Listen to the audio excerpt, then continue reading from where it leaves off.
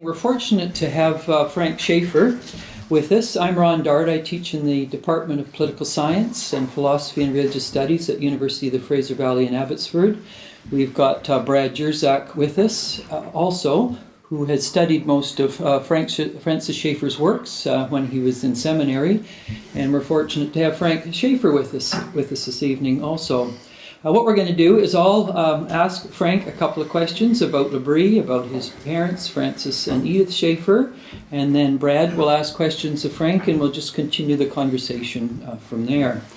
Okay, first question is, Francis Schaeffer and Edith and L'Abri have played a very significant role, certainly within the evangelical and Reformed communities from about L'Abri was founded in 1955 throughout the late 50s, 1960s, 70s, and 80s. And some hold Francis and Edith high as almost the Holy Eucharist and as icons, and you don't dare criticize them. And other people have tended to see Francis Schaeffer as demeaning and diminishing the meaning of the evangelical Reformed tradition and thinning it out. And so there's been two traditions in regards to L'Abri, one almost idealizing, the other demonizing. And first question really to Frank is, what's the great contribution your mom and dad and L'Abri have made to the evangelical Reformed world, and what may be some of the blind spots within that? Yeah, well, there's a couple things to say. The first is that, of course, when you talk about anybody's contributions, their ideas, and how they're perceived, there's never one answer, because anybody who lives a lifespan as long as my parents did changes their opinions, and they grow and develop. So first of all, you'd have to say, which Francis and Edith Schaeffer are you talking about? The second thing you'd have to acknowledge is that in terms of the larger North American world, the little sliver within the evangelical community that have heard of them does not represent the entire culture. So if you walk up to somebody on the street on Madison Avenue and you say, what does Francis Schaeffer represent? They're going to say, what, the pen, the beer? Who are you talking about? If you ask certain type of evangelical, the kind of people who grew up in the 60s and 70s reading books from InterVarsity Press, for instance, or who were in seminary or in an evangelical college like Wheaton College, then he would loom very large. So the two things I'd say first is Francis and Edith Schaeffer are not household names except within an evangelical environment. Secondly, they're particularly well known to people who come out of the environment of the 60s, 70s, and 80s, and the beginning of the social conflict that we attribute to the religious right. And then the third thing I would say is that my parents' contribution has to be divided into several parts. It's a little difficult describing what my parents did. I tried in a book, a memoir I wrote called Crazy for God. But the difficulty in summing it up is most people have a trajectory, ideologically or spiritually, that goes in one direction. My father's actually is like this. When he left the United States in 1947, he was a sort of a fire-breathing fundamentalist, Reformed Presbyterian in all his views. As the 1960s progressed, and L'Abri was a community of open homes where people came to visit, kind of crashed for the night, to use the lingo of the 60s. At that point, if you went and saw Francis Schaeffer, he had long hair. People were hanging around that were part of the Beat generation and then the hippie generation. As my father always said, he learned more from them than they learned from him. In that he suddenly was leading tours to Italy. When he and I spent time together when I was 15, we hadn't been seeing each other as much as he thought. He didn't take me to some Bible camp. He took me to the Uffizi in Florence, and we started looking at Renaissance art. So the Francis Schaeffer of the 1960s and the 70s, early 70s, was a Francis Schaeffer who introduced essentially ignorant evangelicals to both European culture and philosophy, but in particular to this whole idea that ideas and art and philosophy have consequences and are important.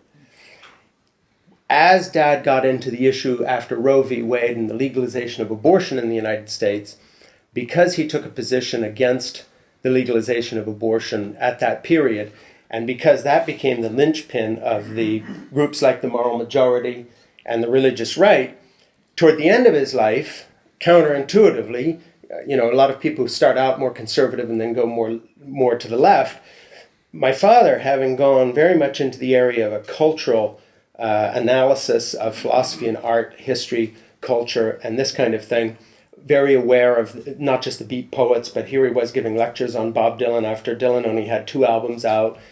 Timothy Leary came to L'Abri in Switzerland and spent a weekend with us talking to my father. At that point you would have said he was a kind of a religious hippie guru who was giving answers from a Christian position, but you wouldn't have in any way come into L'Abri and said this is a right-wing organization.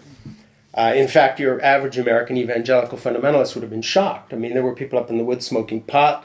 Nobody was thrown out for having sex. Dad's secretary, his helper in the late 1960s was a lesbian. Now, he wasn't encouraging these things, and he would have maintained the quote-unquote reformed position if asked about the theology. But in terms of how easy he was to get on with and who he was, this was not a founder of the religious right. I mean, you would never, your worst enemy would not wish Jerry Falwell and Francis Schaeffer to be on a desert island together. They would not have gotten on. But because of Roe v. Wade, and because the divisiveness of the issue, the human life issues, and because I came along as a young man at that point and rather opportunistically produced and directed a series of films called Whatever Happened to the Human Race that followed another series called How Should We Then Live that were also had book companions. We made this series with C. Everett Koop that Ronald Reagan then made the Surgeon General because of the series as a kind of a sop to the right, to the evangelicals who had helped him get elected. Because of that issue and because it was a litmus test both for the left and the right, a very simplistic litmus test. If you were pro-choice or pro-life, then everything else followed suit. People didn't then look at my father in a nuanced or balanced way after that. It was that, well, he's pro-life, so he must be all these other things. And there was a vivid moment in realizing that my father was not all those other things when the gay bashing began as the kind of next moral majority issue. And people like Jerry Falwell and others would look to him for some sort of participation or guidance. You've been strong on the abortion issue, so of course you'll be with us on this. And my father would say, no, I'm not with you on this. Gay men and women are human beings, created in the image of God, and this is not my issue. And actually, ticked off some people because he wouldn't do that. There was a bit of conflict with folks like that during that time. And the same came for art and his interest in art. So if you look, for instance, at his book, How Should We Then Live? It's very tame in terms of worldly terms, but there's Michelangelo's David fully nude, genitals exposed. There were evangelicals who were shocked, saying, how could you have this in a Christian book? And my father's reaction was, you're insane. This is Michelangelo. Of course it's in a book on art history. Are you out of your mind? What do you want me to do? Start putting fig leaves over, do what some crazy pope in the 17th century did in the Counter-Reformation or whatever later period of history? That wasn't my father. So when you look at his legacy, you have to divide it up. You have to say which Francis Schaeffer, what period of his life, who are you talking to? Are you talking to some hippie who was in L'Abri in 1968, who had been a heroin addict in London and Amsterdam and came to L'Abri and crashed there for a summer, straightened out their lives, that Francis Schaeffer talked about art history and what Bob Dylan was singing about? Or are you talking about Jerry Falwell, who took this little sliver of where it seemed my father was supporting his agenda and said, hey, we have a little intellectual respectability because we've got Francis Schaeffer in our corner. And so Dad's legacy, I think, is very complex. And the way I would evaluate it from, I guess, not 20/20 hindsight, but hindsight, as I'm 62, I have 4 grandchildren and a 5th on the way. This is a different period of my life than when I was 20 and helping him there. So from this vantage point, Dad having died in 1984, I would say my father was a remarkable man in that he turned many evangelicals who never would have cracked an art book, never would have gone to a museum, never would have understood that Christian music is not what they thought of as Christian music, but begins with Monteverdi and Bach and the Baroque and all these other things and goes right up into the current present tense. He opened all those doors for a whole generation of people. Unfortunately, because of what happened with the culture wars that our family was partially responsible for, I don't mean that we started them, but we certainly exacerbated it with some of the film series and other things we did and turned into bestsellers and these other things. Unfortunately, he's remembered for a sliver of activity that really encompassed only the last 6 years of his life. But if you look at the lives he changed, it was not through those activities. It was through the open home of L'Abri Fellowship, where the unloved, the untouchables, the 15-year-old pregnant girl with no place to go, the gay couple who had been thrown out of their church, the pastor's daughter who had gotten divorced and no one else would take in, the drug addict that the local clinic had given up on. Those people's lives weren't changed by an ideologue. They were changed by simple, humane Christian compassion that transcends the political. And I think that's his true legacy, and it's certainly my mother's. And just to round it out, when my mom died, kind of a funny thing, all through her life she had been an author, and as you know, I write for a living too. And of course, you always want that review in the New York Times. Mom's books, because the New York Times are a little bit snobbish on these issues, never got reviewed in the Times because they don't tend to pay attention to religious books anyway, let alone evangelical books. Although my mom was a good writer and she did some interesting things. But through a couple of connections I had, because the New York Times had done a feature on me quite recently, I called the journalist who had done that, and I told him my mom had died, and he read a long tribute that I'd written to my mother, and the Times reproduced part of it as the basis of a very big obituary. So it took my mom dying to get her coverage in the Times, but she would have thought it was worth it, because she always wanted to get reviewed. But anyway, when that ran, plus my tribute that went viral on the internet, I started getting emails from people who hadn't talked to my mom for 40 or 50 years. Literally one from, for instance, I'll give you an example, a hotel maid in New York. Mom was on her way to a book event, some big deal event. Mom screwed up, missed the book event because this hotel maid was crying in the hallway. And my mom stopped the engagement she was on the way to, talked to this person, spent the afternoon with her, and this young woman wound up coming to L'Abri and stayed for a year. And she says, I was a nobody, and your mother stopped an important afternoon's work and instead took care of me. That's my parents' legacy. And those notes, there weren't one or two, there were hundreds. And this is 30, 40 years on. So here we've got people who are my age now, who when they were young, my mother literally was the Good Samaritan. And my father the same. That's their legacy. So I'm very, very proud of my parents. And the funny thing is when people tell me, forget the Orthodoxy part, going, where do I go to church, which is the least interesting discussion to have. But just this sort of thing that I've moved beyond my evangelical background in terms of cultural analysis. People say, well, you kind of have moved away from where your parents were. And I beg to differ. I think the lesson I was taught in my youth is one that, by comparison to what mainstream evangelicalism has become, with a sort of a trademark product called God and Jesus, which is a very big business. I was raised in a true faith mission. My dad didn't even have a secretary. We didn't own a car. He worked in a rocking chair on the edge of his bed. So that's the childhood of Christian ministry I remembered. And my departure from American evangelicalism has as much to do with comparing the life example of my parents and their faith ministry to what the rest of all this stuff is that has the same label, but man, it's nothing to do with what my parents were doing, is one of the reasons I bailed and looked for something else. Now, for me, I wound up in a different place within the Greek Orthodox Church, where I've been going for 25 years, and that's a different story. But in terms of, quote, abandoning my parents' legacy, I would differ. I would say that I would have abandoned my parents' legacy if I had stayed in big-time American evangelical, the big-time American evangelical business, if you like, because that's actually what denied what they did with their lives. Mm-hmm. Do you have a question? Yeah. Yeah, I was one of those in the 80s who really looked to your dad as almost a savior of evangelicalism. I got his complete works, read them all twice, right. Made a poster of the cover of that. It was on my dorm room door in college, right? Yeah. And there was this element of like, oh, good, now we don't have to be mindless. Now we don't have to be bereft of culture. And so I was very into that. And I also could see how that was then being co-opted too, right? But and so master's level course, we watched all of the movies. So that was my. Thank me for that. I hope you Thank enjoyed you. it. I did.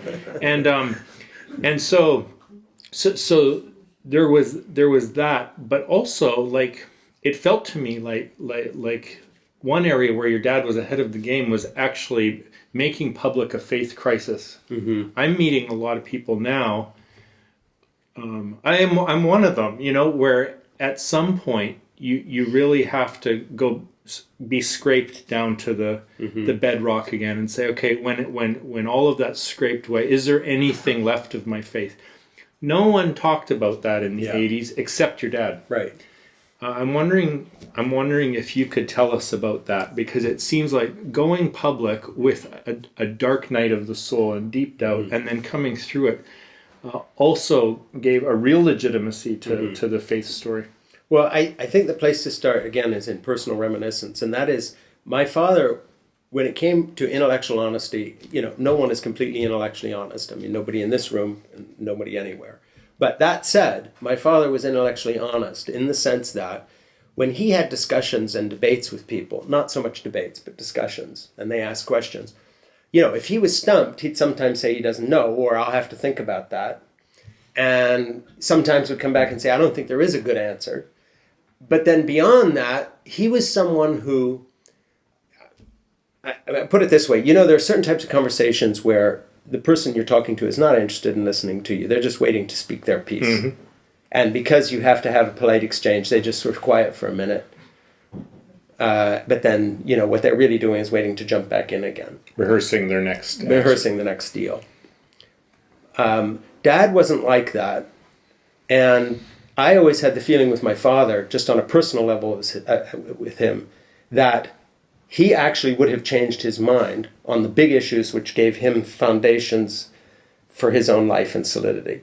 Mm. In other words, my father could have well wound up as an atheist or an agnostic or a Buddhist or converted to something completely different.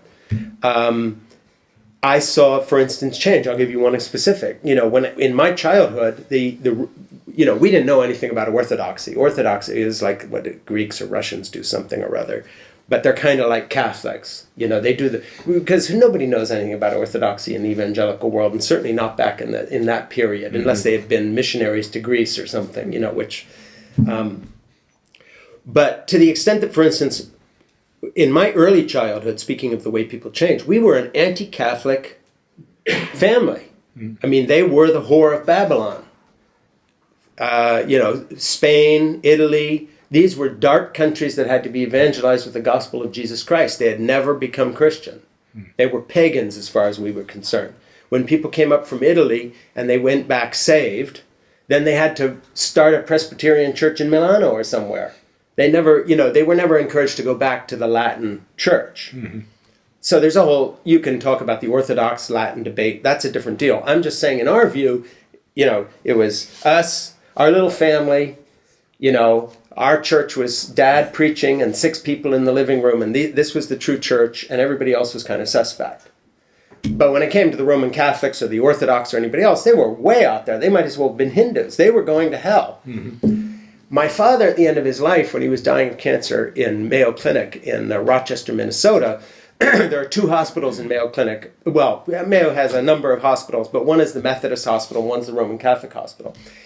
And one time he was lying there after a chemo protocol, and he said, I really changed over my life. And I said, how, Dad? And he said, do you know that there was a time when I was a younger man as a pastor coming to Europe that I was so stupid about these things that I would have told them to take the Roman Catholic crucifix over my bed down. And now I'm glad I'm in St. Mary's and I don't want to be in the Methodist hospital because this roots me into the historic church. And he went further, and I'm not making this up. He said, I no longer think of myself as an evangelical.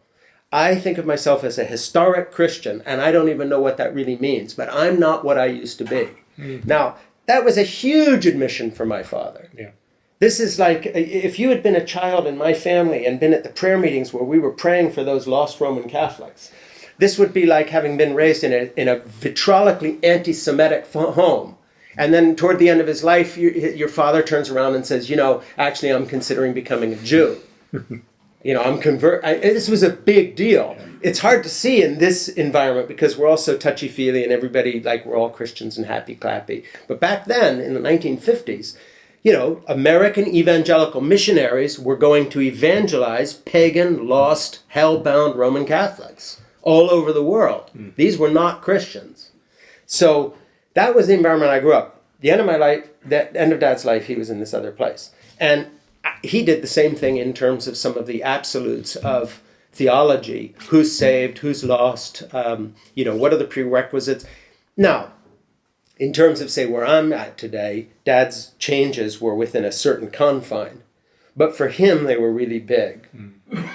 So, my father was intellectually honest enough to change his mind sometimes. And again, that had a big impact on me. But in addition to which, it lifted him out of the propagandistic mode of evangelical discourse, which was the only reason we're putting on an art show is to lure you in here and trick you so you'll accept Jesus. Right. The only reason we have a rock band playing on the stage here is not because we give a damn about music or they're any good. They're awful. But hey, it's for Jesus, so it doesn't matter. And in addition to which, what's really important here is the altar call. We're feeding you and you're hungry. We don't care whether you starve or not. The point is we're getting you in the door so we can slam you with the gospel. And my father was not like that. When we did arts festivals at L'Abri, I can remember in 1968, 70, evangelicals from American evangelical colleges being shocked because, we're having a film festival. It's like, oh, I'm Christian. No, Dad's, running 3 back-to-back Bergman films and having a discussion afterward. Or Fellini. And it wasn't as an evangelism tool to get to be cool to young people so I can tell them about Jesus. Dad liked Federico Fellini. And when we went to Italy, where I began to take my journey away from Protestantism into the historic church, which I washed up on the shores of Orthodoxy, but that's, again, a different discussion. But that journey for me starts in Italy as a kid, where my dad is, when he has to write a book about it, he tries to tie up all the loose ends, like we were talking earlier, tied up with a bow. This is what it means. But in person, it was just, hey, this is beautiful art. And so, we're people of the Reformation, and so we've got to say we like Rembrandt better, and we sort of do. But the fact of the matter is, Botticelli is really something, isn't he? And let's stand here and look at the Primavera or the Birth of Venus, because this is it. This is just beauty. And so, there's the humanistic philosophy, blah, blah, blah, blah. But when you're just one-on-one with these paintings, you're here for the art. And that's where my dad was different. You weren't, everything was not a means to an end for propaganda purposes. So when he went hiking in the Swiss Alps, he went hiking because he liked the mountains. He didn't stand there saying, he never gave me all these little platitudinous speeches about, we're looking at this and let's thank God because it's so beautiful and this speaks of creation. It was just, the Swiss Alps are gorgeous, period. Same with skiing, same with art. So Dad was different than evangelicals in that he actually had a sense of the intrinsic worth of creation itself. And again, he didn't know it, but he was priming the pump for Orthodoxy because, of course, Orthodoxy is a means, a path toward God that runs through a liturgical cycle, which is not afraid of this stuff. It isn't all about your heart and being born again. You can, the liturgical path is one that actually incorporates the physical reality of creation. So Dad was very much someone who was open to these things in a way that other evangelicals were. And he's been censored in the sense that that's not the part that evangelicals want to remember, because L'Abri, as it was, is an embarrassment to them because it was too open and too free. So they rather take the books, which are tied up in a neat bow and have been edited for InterVarsity Press, Crossway Books, and all sorts of people who never would have printed the most honest book Dad could have written because it wouldn't fit in the evangelical mold. So what they did is they always did, his stuff was always edited to fit that market. Now, if Dad had lived long enough, he'd be 100 now, but if he could have written in this environment where you could do what I've been doing with a couple of books that aren't a good fit for a market niche, and, just go through, Amazon Direct, Kindle, whatever, and just say it, or blogging, it would have been a whole different world. If there had been blogging in the 60s, who knows if Dad ever would have published a book with InterVarsity Press. He would have had a way to communicate with people direct. And he wouldn't have had to go through this channel of, okay, okay, I'll trim this back, a little less of this, let's make it a little more certain sure, let's dot our I's and cross our T's here and make it a little bit safer. And I think that was kind of a bit of a tragedy for my parents, and that is they had to walk within the safety of that North American market niche of evangelicalism. But that's certainly not who my dad was in his essence, I don't think. Now, in your book, Crazy for God, that came out a few years ago, I actually did a review of it. Was it a nice review? Generally very Okay, all generally right. very kind, yes. Yeah. But in it, some take the position that you're unduly critical of your mum and dad. And Os Guinness did a review of the Right. book also, in which he said he lived at L'Abri, which of course I lived just across the street from Oz when in Switzerland. Yeah. And he felt that you somewhat caricatured your mum and dad. You'd actually been mean-spirited at times in looking at them. How would you respond to either Oz, or you've had probably a lot of other strongly negative criticisms of Crazy for Well, God? I'll start at a positive point before I go to a negative. When I started writing fiction and nonfiction as a, quote, secular author, the first novel I published was a book called Portofino, and followed by a novel called Saving Grandma, and then another sequel called Zermatt. And these were works of humor that have done very well, and they've been in, Portofino's been in print for, over 20 years, whatever. And they were stories told from the point of view of a little boy growing up in a fundamentalist family of missionaries in Switzerland who went on vacation to Italy, which we did, and were thinly veiled looks at that kind of life through a humorous lens. They weren't about my parents. They were works of fiction. The incidents never happened, but they were framed in a way, obviously, like all writers, you reprocess what you have. Out of those books came all kinds of correspondences from people who liked the books a lot, and people where there was an overlap who had known who my parents were, because the evangelical bookstores wouldn't stock them, because they were both secular and also the laughter was at the expense of a kind of a fundamentalist view of things. So I was out of that market, but there were still people who knew the Schaeffer name and there was a cross. And at that time I would get questions from people saying, what's the real story here? And I didn't want to address it. So my writing career went off into a whole different direction for a while. My son went into the United States Marine Corps, for instance, and I wrote a book which became a bestseller called Keeping Faith, a father-son story about love in the United States Marine Corps. I got interviewed by Oprah, 2020, People magazine, the whole bit. It's just like a whole different life on another planet. So here's this weird thing. All the people who came from L'Abri, some of whom knew about Portofino, none of them ever cracked the Marine book. So actually my identity to most people who have read Frank Schaeffer books doesn't even show up on the radar screen of like, how's this fit in with his past? Because talk about weird stuff from another planet, because I never was in the military. But, I was invited as the guest of honor by the Commandant of the Marine Corps at Paris Island to give a speech. This is not on my planet. So that's just things that happen to writers serendipitously and strangely. After all that happened, because I can't explain this without setting that up, in my 50s, I thought, well, I want to sort out what happened. What was all this about? It's 20 years ago now, 25 years ago, the time's passing. What was happening when I was 22 years old and Jerry Falwell lent me his jet to fly around America to help save it for Jesus and get Republicans elected?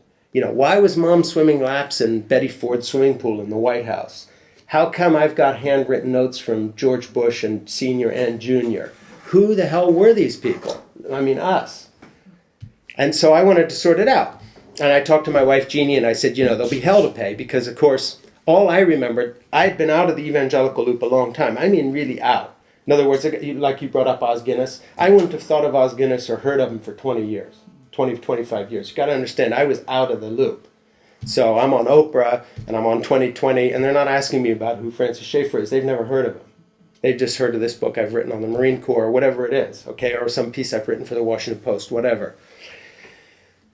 But I wanted to go back and re-examine that part of my life. And I told Gina, I said, but there'll be hell to pay, because what I remembered was when people read Portofino, who, and that was when they were sort of shocked, and there was nothing to be shocked. If anybody reads it, it's just a very mild work of humor, but be that as it may.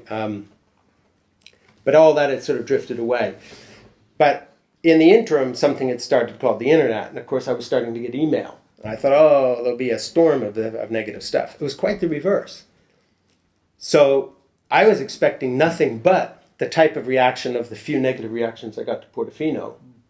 And instead of that, what I got was email after email, letter after letter after letter. I mean, literally 100 to 1, saying, thank you for telling our story at last, whoever it was.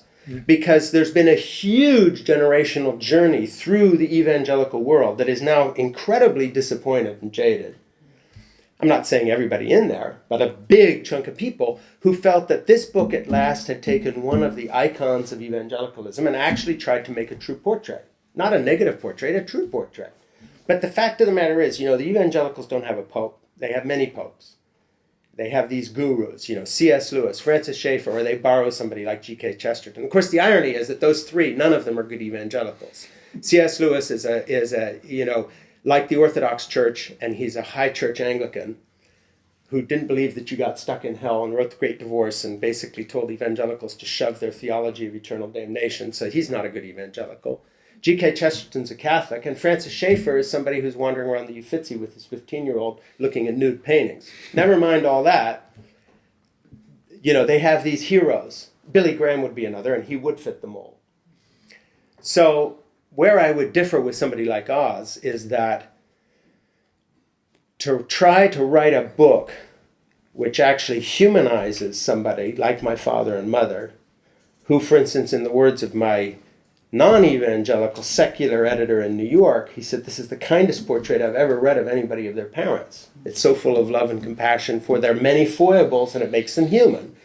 But that's because they weren't icons to him. Yeah. So you have to understand that when you get to Os Guinness in particular, first of all, he's spent his life earning a living off the shadow of having once been associated with Francis Schaeffer. That's his claim to fame.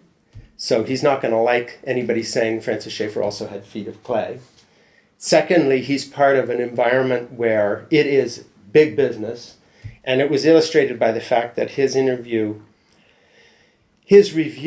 in Christianity Today magazine, which is where it occurred, in their arts magazine, followed a very glowing, positive review they had published of the book, which was the first review. And they got such a storm came out of that, people saying, you can't like this book. Frank Schaeffer's gone off and become Orthodox. He's denied his evangelical faith. Plus, he's critical of evangelicalism. How can Christianity Today be giving it a good review? So all I would tell you, just submitting something for your thought, is I have never heard of a newspaper like the New York Times or a magazine like Time Magazine or U.S. News and World Report giving a book review to a book, a glowing 5-star review 1 month, next month followed by a slam because they got such grief for having given it a good review. That's how crocky and stupid the evangelical world is, because they are a big business. And somebody said, crap, we're selling McDonald's hamburgers, and this guy's come along and he's written a book saying all the beef's poisoned. You can't say that's good. So let's write another review challenging the science, as it were. That's what that was. It was just big American evangelical, big business hitting back because it had slipped through. The editors obviously hadn't really been aware of what the book was. The Schaeffer name sort of rang a bell. Oh, Frank Schaeffer's written something. Oh, we'll send it down to this Southern novelist, a really fine woman novelist in the South somewhere that, she'll write a review. Oh, that's a nice, okay. Yeah, it's fine. Goes through. It's like, holy cow, what have we done? Because all of a sudden people are saying, do you know what you just gave a 5-star review to? And let's find somebody to slam it. And the only person they could find was someone who had a personal axe to grind. It's not a neutral observer. It's someone who's made their career off the trademark. So it was a very weird circumstance. But more than that, it was the only review of its kind, actually, strangely enough. And the rest of the reviews, I'm not saying everybody loved the book, but there was nothing else like that. No one else interpreted that book as a harsh attack on my parents. Most people looked at it and said, hey, they might hate the book or they might like it. But nobody read it as an attack. They read it as just like, hey, this is how it appeared to this person. So that's kind of how I see it. Yeah. Maybe one more question, Brad, and then we'll wind this one down. Sure.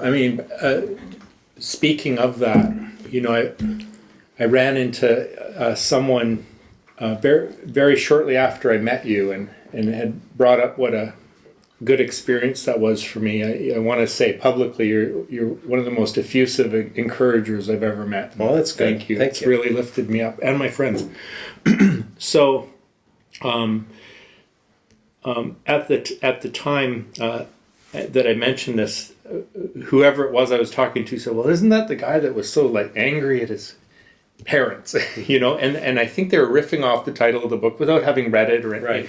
and even without having read a review, perhaps. But I was able to share with them that I had asked you a similar question at the Wild Goose Festival, and you said, "Oh no, I adored my dad," and you gave me a little vignette about how he was ahead of the game even on the civil rights movement, Right, he was. and how he had gathered you as kids and to talk about even interracial marriage and so on. I'm wondering if you could share that. In fact, that all came up just a couple of weeks ago again, because it just happens that, I don't know when people will be watching this, but in the context of when we're doing this interview, a blog of mine that I wrote recently was called "The Slow Motion Lynching of President Barack Obama." And as a result of 104,000 shares, which is a lot, not readers, shares, and 102,000 Facebook likes, I started getting on everybody's list in terms of a lot of black entertainers, churches, people, and so forth, and got just a storm of correspondence with folks, and was just on a African American radio station out of Miami the other day where they were talking about Dad, and I was telling the same story. I said, "Hey,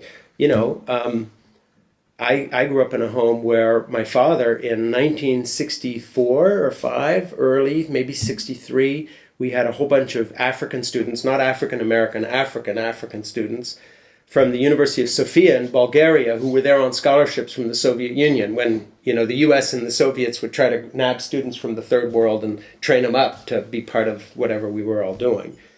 So they were able to come to Switzerland where my parents' ministry was because Switzerland was a neutral country in Europe, so they could travel there from Sofia, Bulgaria, where they couldn't necessarily go to, say, the UK or Britain or France or whatever. So we had this group of African students, and my sisters, all older than me, were kind of approaching marriageable age and teenagerhood. And my dad, from literally out of nowhere one time, said, "Well, we got a household of black men, and I just want my girls to know that if the only question I'd ask you if you fell in love and wanted to marry one, and this is great because it's so evangelical too, was, do they know the Lord? But if they did, there's so many Americans who are racist, not me. If one of you, because these guys were here for 3 months in our house. This wasn't like they're living off in a dorm and, in other words, my sisters are nice, young, presentable women. These are nice young men. And Dad wanted to go on record. You want to fall in love with a black African guy and marry him? Fine. You just got to make sure he loves Jesus first. And then everything's cool. I promise you, in 1963-64, there weren't too many white Protestant American pastors who would bring that out of the blue and want to go on record with nobody having asked the question. Okay, so that's who my father was. Yeah, that's who he was. Thank you Okay. so much. A wonderful overview, and I think has given us a much more positive read from an insider. And hopefully anyone who sees this will have a very human understanding of Francis Edith Schaeffer and Frankie's very positive yet very honest evaluation of his parents. So thank you. Yeah, you're welcome. And by the way, if you want to read the book, it is Crazy for God, and you decide whether I like my parents or not when you read it. Very good. Yeah. Don't just read about the book from somebody else's thing. To read the book. Thank you. Always best. Yeah, Read the book not rather so than even bad. a review. Yes. Yeah. Okay, so thank you.